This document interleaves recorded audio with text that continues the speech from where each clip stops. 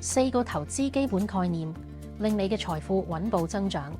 投資唔係有錢人嘅專利，而係每個人都應該學識嘅財富增值工具。掌握呢4個基本概念，令你嘅投資更穩健、更高效。首先係複利效應，亦即係錢滾錢嘅魔法。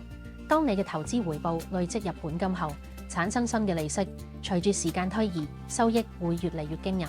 投資越早開始，時間就越能發揮威力，令你嘅財富穩步增長。接住係成本平均法，呢種係降低風險嘅投資策略。透過定期定額投資，無論市場價格高低，長期落嚟可以平均成本，減少市場波動帶嚟嘅影響，令投資更加穩定。第三係多元資產配置，亦即係唔好將啲雞蛋放晒喺同一個籃。